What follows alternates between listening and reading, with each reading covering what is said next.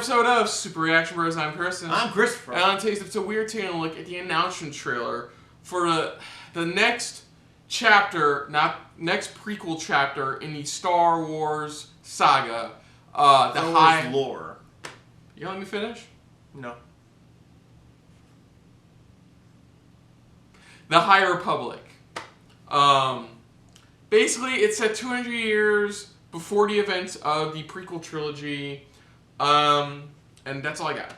Yeah. Basically, this is the announcement to announce they're expanding with comic books, more novels, more of the other stuff in a way. So yeah, because we're not diving into After Rise of Skywalker just yet. So let's just dive right into this. It's a long announcement trailer for Star Wars: The High Republic.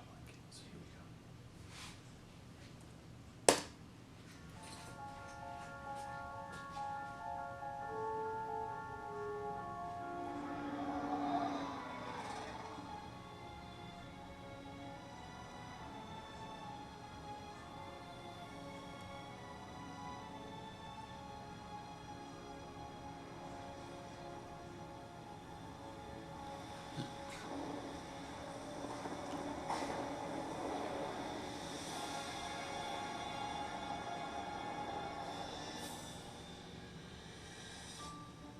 We're finding ourselves at a very exciting moment of the Skywalker saga coming to an end.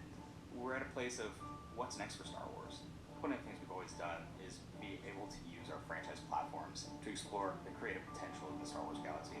And so, what if publishing was more of an incubation place and bring in great talent and just let their imaginations run free? Ugh. Isn't that what caused people to hate George Lucas? We put together a really unique writers' room where we had diverse voices with very different opinions about Star Wars. We all love Star Wars, but we're all coming in from very different places. This has been a very free environment for everybody to just throw things out there. Trying to build an We've all amazing done story. lots of storytelling, but this is unique and really special. The idea that On one of their things, they had the cross out. It says Darth Jar Jar. Yep, it goes way back to the beginning of Star Wars. We gave them essentially a blank slate. What would you like to tell? Over 1,000 generations of Jedi Knights have guardians of peace and justice. A line that we've been hearing since 1977, and we thought, what does that look like?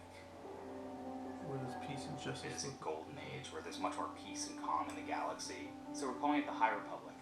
The description that we've used for the Jedi of this era is that they are the Jedi Knights of the Round Table. But Star Wars isn't just about Jedi, and we will tell stories of new smugglers, new scoundrels, new bounty hunters.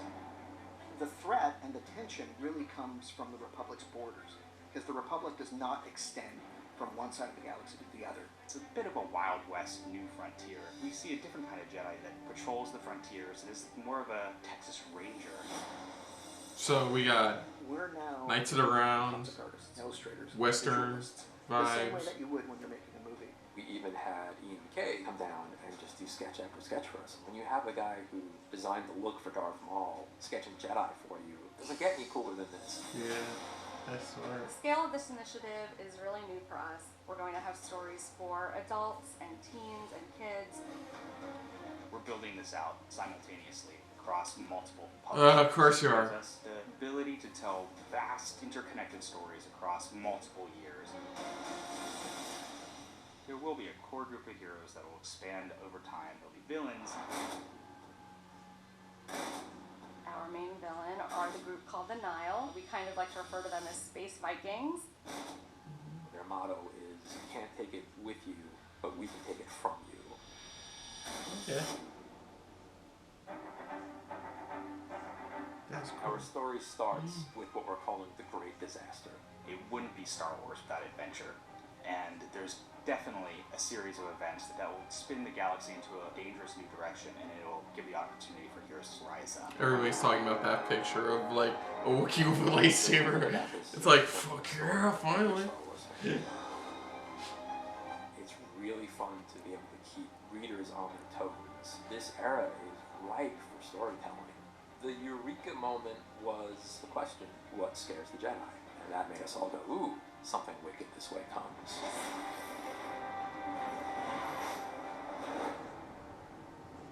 August. Oh, it starts in August. I like it though because, and the reason I like it is because it's pretty much given us like the beginnings of them, pretty much, where like they said, which is really smart, which is like think of it as like the round table, where it's like that was the highest honor ever, pretty much for knights and things like that, and how much it's evolved, how much we gotten darker and things like that. And I like it here with the Star Wars, where it's like that's how that was. Like this was at their highest peak, where they were like the police in a way. Mm-hmm. You know, and it's like, how do we build from that? How do we portray them as, you know, okay, this is them, this is who they were, but then this is what they had to go through. This is their own issues and hiccups, and here were their villains at the time, things like that. And you can still build from that with the lore, with other stuff, from whatever you want to build it from. You know? Right. I'm sorry, I want to be excited for this. I really do. But you know me, and anything related to the in between the movies and stuff, I don't really care as much. Well, it's not really in between the movies. No, let me explain. I don't mean like it's in between movies before. You know, I don't know. For Star Wars, I'm usually just fixated on the films for the most part. I appreciate them expanding the universe. I think before they announced the Disney trilogy, it's one thing to call it. You know, I always found it amazing how much they expanded it, bringing on the movies and stuff like that. That was so amazing. That was so great. And then, like, the Disney trilogy was announced, and then they were going to expand upon this and that and this. I do love how they're expanding because it's a franchise and you keep the franchise going. But it feels like we've gotten for me personally, it feels like we've gotten so many prequel stories. I think so many. To me, I like it, and the reason I like it, even though it's like, I get there's a point where you get Star Wars out for a bit. This is still something I like because it's kind of giving a good refresh for the lore. Yeah, I'm not saying I think this stuff looks bad. On the contrary, this stuff looks really good. It's really great how it's just not where it used to be, where it's just George Lucas expanding. It's everybody and their mother expanding the universe. I do appreciate that. I do appreciate the characters, their enemies, the setting, all that. For me, though, You're Star Wars out. I'm Star Wars out. I'm really Star Wars out. I know that feeling. And like I said, don't get me wrong, I am too. But for right now, I'm putting that to the side and focusing on what makes this a good thing. And for me, this makes it a good thing because, again, fresh new stories, but also showing, again, nobody really knows the beginnings of the Jedi. Because the closest we got ever was like, Knights of the Old Republic. That's the closest we've ever gotten. Okay, so, yeah, Knights of the Republic. I'll be honest, you already know I really do like the Knights of the Republic. Yeah. That's a good example is like I'm walking. You know why I'm Walking Dead out? Like I was all into going to the next season. Then they announced they're doing 2 spinoffs. Rick Grimes is getting like 30 movies. I understand what you mean by that. I'm talking about more just on Star. I understand you're saying things on Star Wars. Let me finish. No, I'm just You're saying. Repeating yourself again. I'm not repeating myself. Yes, you are. I'm not repeating. Just go ahead, finish it. What I'm trying to say is that there's some times where I'm burned out of something. For Walking Dead, it was that, and for Star Wars, it's like, guys, that's all I was saying. That's it. Just repeat yourself. No, I didn't. You just repeated it, but just reinterpreted it in a different way. I was giving an example. I think people already got the first roundabout.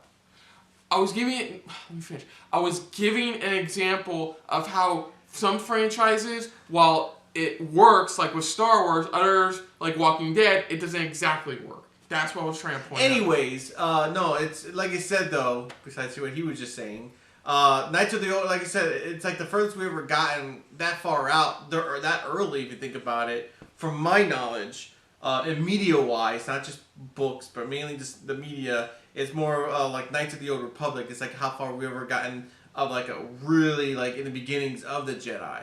And here was really good because they're kind of going even, in a way, further back of even probably before the Knights of the Old Republic, just showing, the highest honor Jedis were always offered compared to where we see them now, where they're like, on the run, almost all of them are annihilated and things like that. So it's like with these other movies, it felt like it was like a refresh, kind of like it's time for a new set of new people and stuff like that. And here it's just showing this was the beginning. This is where it started. This is where they were just known as heroes to a lot of people.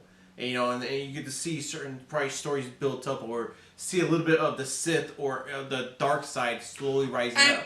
And I can agree with that, because that's what our world is pretty much. There was points in our life, we had dark ages, there were points where we had better ages. It's like everything was hot. We had our hard points in our life, and now it's like we're seeing that like over time things have changed, and things. It's like, things happen, things change in your life, and that's what's going on here. And if I had to make a chart equivalent, it's like a chart equivalent of it. It'd be like a car on a road that doesn't like ice road. It's just like we were all over the place. It's more of a roller coaster. That's what it is. And showing this is the highest point for the Jedi, and we're just about to go down the slope to see where it's going to go into, where their high points, where their low points were in the beginning. So. Other than that, if you're new to the channel, you can hit the like button. If you want to talk to us more about stuff like this, comment down below. If you want to share us around, share it around. And if you like us just a little bit more than anybody else, when it comes to talking about bitching and moaning, or not bitching and moaning, about Star Wars, hit the subscribe button down below and hit that bell icon as well. Let us know what you guys thought of this, or what are you excited for? What stories would you like to see? Just let us know in the comments down below. Put down what you thought of our reaction overall. But most importantly, thank you for watching. So until next time, I'm Kristen. I'm Christopher. And this has been, of course, yet another very Star Wars-filled episode of SRB. See ya. Later.